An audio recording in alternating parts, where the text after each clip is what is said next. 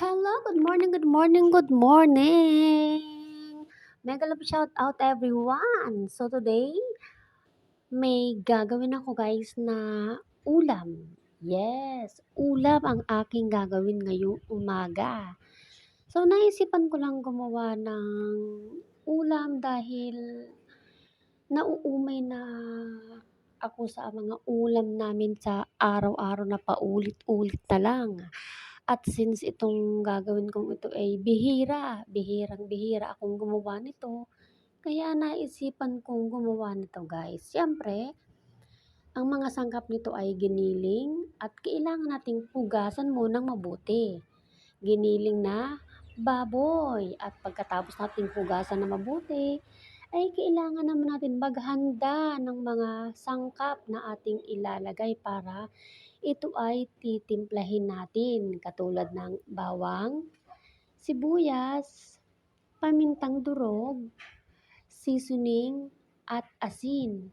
So, kailangan yung asin katamtaman lamang para hindi naman siya umalat at baka naman tayo ay magkasakit sa bato.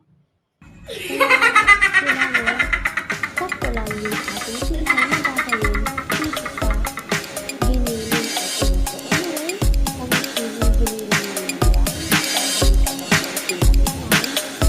kaya tama na ito sa amin na 1 kilong giniling na ito. At siyempre, huwag nating kalimutan na lagyan ng carrots. Importante na merong ilalagay tayo kahit konting gulay. At hindi lang carrots ang inilagay ko dito, nilagyan ko din siya ng konting kenchay. Ayan guys, para healthy naman yung ating ulam ngayong tanghali. At dahil sa itong aking nabiling lumpia wrapper ay masyadong malaki, ito ay pang turon kumbaga, hindi naman turon ang gagawin ko lumpia nga, lumpiang Shanghai. Wow! Kaya naisip ko na hatiin ko na lang kasi masyado talagang malaki, Diyos ko Lord.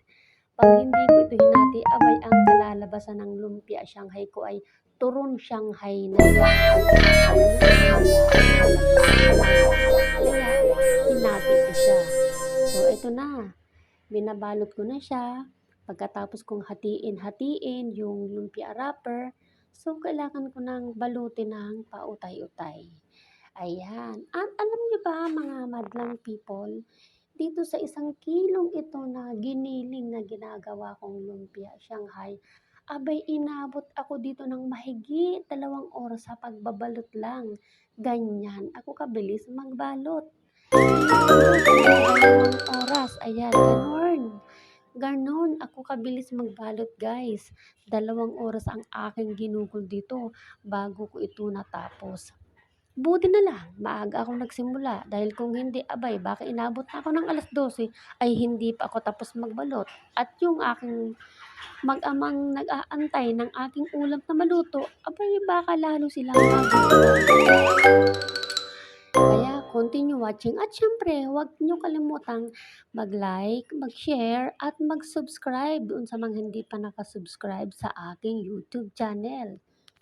Thank you so much!